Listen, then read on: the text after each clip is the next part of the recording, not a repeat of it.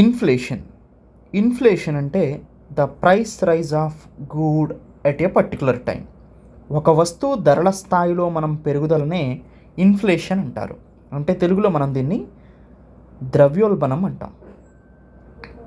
Okay, ఒక వస్తువు ధరల స్థాయిలో పెరుగుదలని మనం ద్రవ్యోల్బణం అంటారు. అయితే రిటైల్ ఇన్ఫ్లేషన్ అంటే ఏంటి? రిటైల్ అంటే ఏంటండి?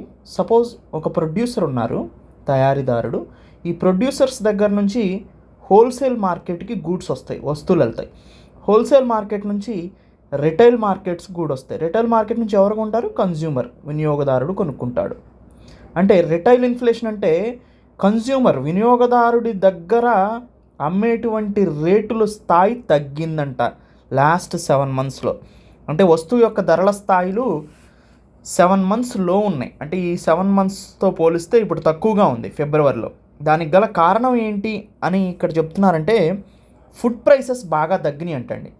అంటే ఆహార ధరలు బాగా తగ్గినాయి. ముఖ్యంగా ఫుడ్ ప్రైసెస్ తగ్గడానికి కారణం వెజిటేబుల్స్, కూరగాయల ధరలు బాగా తగ్గినాయి.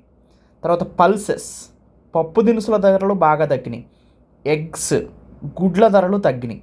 అందుకని జనవరి 2025 నెలతో పోల్చుకుంటే ఫిబ్రవరి 2025 నెలలో రిటైల్ ఇన్ఫ్లేషన్ అనేది తగ్గింది.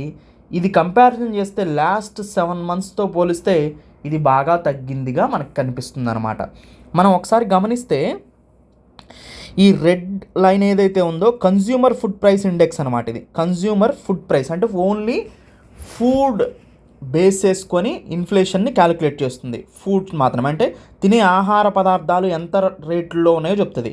జనవరిలో చూస్తే ఇది 5.9% ఉందండి జనవరిలో. ఇప్పుడు ఫెబ్కి వచ్చేసరికి 3.75కి తగ్గింది ఫుడ్ ప్రైస్లు. అంటే ఫుడ్ ప్రైసెస్ అనేది 5.9% నుంచి 3.75%కి తగ్గినాయి. Overall CPI consumer price inflation కూడా చూస్తే వినియోగదారుల ధరల సూచికలో కూడా ఇన్ఫ్లేషన్ తగ్గింది. ఇది జనవరిలో 4.26% ఉంటే ఇప్పుడు ఇది 3.6% ఉంది. సో 4.26 నుంచి 3.6%కి తగ్గింది. మొత్తానికి చూడండి, ఇక్కడ డౌన్వార్డ్ ట్రెండ్ కనిపిస్తుంది మనకి. డౌన్వార్డ్ ట్రెండ్ మనకి ఇక్కడ కనిపిస్తుంది. ఇక్కడ ఫుడ్ ప్రైసెస్ తగ్గినాయి and consumer price index inflation కూడా తగ్గింది. దీనికి కారణం ఏంటి? మొత్తం ఓవరాల్గా వస్తువు ధరల తగ్గటానికి గల కారణం ఏంటంటే ఫుడ్ ప్రైసెస్ డ్రాప్ అవటం. సిపిఐ తగ్గటానికి కారణం ఏంటంటే దాంట్లో కూడా ఫుడ్ ప్రైసెస్ తగ్గటమే, కన్జ్యూమర్ ఫుడ్ ప్రైస్ ఇండెక్స్ తగ్గటమే ఫుడ్ ప్రైస్ తగ్గటానికి గల టోటల్ సిపిఐ తగ్గటానికి గల కారణంగా మనం చెప్పుకోవచ్చు. ఎప్పుడైనా కానీ రిజర్వ్ బ్యాంక్ ఆఫ్ ఇండియా ఎంత టార్గెట్గా పెట్టుకొని పనిచేస్తుందండి? రిజర్వ్ బ్యాంక్ ఆఫ్ ఇండియా యొక్క ఇన్ఫ్లేషన్ టార్గెట్, ద్రవ్యోల్బణం యొక్క టార్గెట్ అంటే 4 ± 2%. ఇది రిజర్వ్ బ్యాంక్ ఆఫ్ ఇండియా యొక్క టార్గెట్ అనమాట. 4 ± 2%. అంటే 4 + 2 6, 4 - 2 2. అంటే 2 to 6% వరకు ఇన్ఫ్లేషన్ అనేది రీజనబుల్ టార్గెట్ అనమాట. విత్ ఇన్ దిస్ లిమిట్లో ఉండాలి. ఈ లిమిట్ని కనుక దాటిపోతే అది ఆర్బీఐ స్ట్రిక్ట్ మెజర్స్ తీసుకోవాల్సిన అవసరం ఉంటుందన్నమాట. సో ఇన్ఫ్లేషన్ని రిజర్వ్ బ్యాంక్ ఆఫ్ ఇండియా ఎలా కంట్రోల్ చేస్తుంది?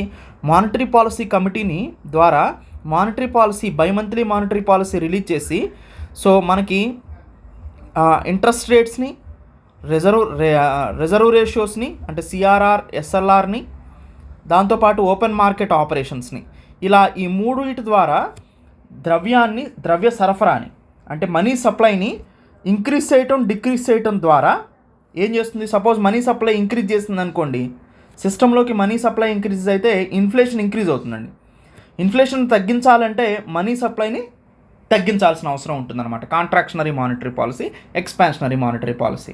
సో మనీ సప్లై ఇంక్రీజ్ చేస్తే అందరి దగ్గర మనీ ఉంటే గూడ్స్ని ఎక్కువగా పర్చేజ్ చేయడానికి ముందుకు వస్తారు కాబట్టి వస్తువు ధరలు పెరుగుతాయి, ఇన్ఫ్లేషన్ పెరుగుద్ది. మనీ సప్లై తక్కువగా ఉంటే ఇన్ఫ్లేషన్ తక్కువగా ఉంటుంది, తగ్గుతుంది. ఆర్బీఐ మనీ సప్లైని ఉపయోగించుకొని, మానిటరీ పాలసీ టూల్స్ని ఉపయోగించుకొని ఇన్ఫ్లేషన్ని కంట్రోల్ చేస్తుంది ఇండియాలో. సో ఇది ఆర్బీఐ చేసే పని. నెక్స్ట్ మంత్ ఇప్పుడు ఆల్రెడీ ఇన్ఫ్లేషన్ అనేది తగ్గింది.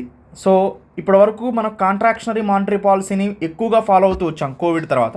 ఇప్పుడు ఎక్స్పాన్షనరీ మానిటరీ పాలసీకి వెళ్ళటానికి కోవిడ్ తర్వాత కొంత ఎక్కువగా మనీని ఎక్స్పాన్షనరీయే చేసామండి. కానీ ఎక్స్పాన్షనరీ మానిటరీ పాలసీ చేసిన తర్వాత కొంతకాలం తర్వాత మళ్ళీ కొంచెం తగ్గిస్తూ వచ్చాం. ఇప్పుడు మళ్ళీ ఇంకొక 0.25% పెంచడానికి అవకాశం ఉంది. సో ఎట్లాగో ఇన్ఫ్లేషన్ తగ్గింది కాబట్టి సో మనం ఇంక్రీజ్ చేయడానికి అవకాశం ఉంది, ఎక్స్పాన్షనరీ మానిటరీ పాలసీకి వెళ్ళడానికి అవకాశం ఉందన్నమాట. మొత్తానికి ఫుడ్ ప్రైసెస్ అయితే తగ్గినాయి. వెజిటేబుల్స్ ఇంతకు ముందుతో పోలిస్తే 1% తగ్గిందండి వాటి ప్రైసెస్. వీట్ ప్రైస్ మాత్రం కొంచెం ఇంక్రీజ్ అయిందండి. ఇది 7.8% జనవరిలో ఉంటే ప్రస్తుతం 8.8%కి ఇంక్రీజ్ అయింది. గోధుమల ధరలు మాత్రం ఇంక్రీజ్ అయింది.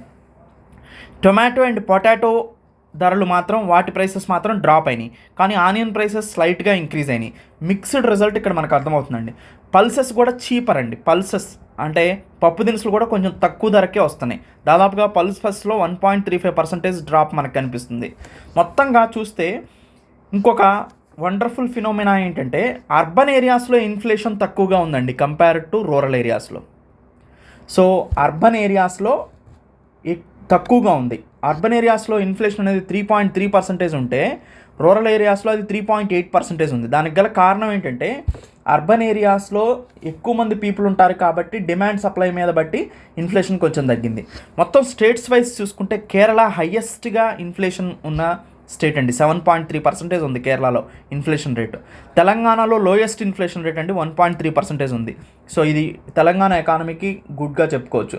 సో ఓవరాల్గా falling food prices are slowing down inflation, అంటే ఫుడ్ ప్రైసెస్ తగ్గటం వల్ల ఇన్ఫ్లేషన్ తగ్గింది.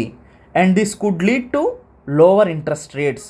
సో ఇది ఆల్రెడీ ఇన్ఫ్లేషన్ తగ్గింది కాబట్టి ఎక్స్పాన్షనరీ మానిటరీ పాలసీకి ఆర్బీఐ వెళ్తుంది. దానివల్ల మనీ సప్లై ఇంక్రీజ్ అవుతుంది, దానివల్ల ఇంట్రెస్ట్ రేట్స్ తగ్గుతాయి. ఇంట్రెస్ట్ రేట్స్ తగ్గిస్తేనే మనీ సప్లై ఇంక్రీజ్ అవుతుంది. సో అప్పుడు చీపర్ లోన్స్ వస్తాయి, బిజినెస్ ఎక్స్పాన్షన్ జరగడానికి అవకాశం ఉంది, ఎంప్లాయ్మెంట్ ఆపర్చునిటీస్ పెరగడానికి అవకాశం ఉంది.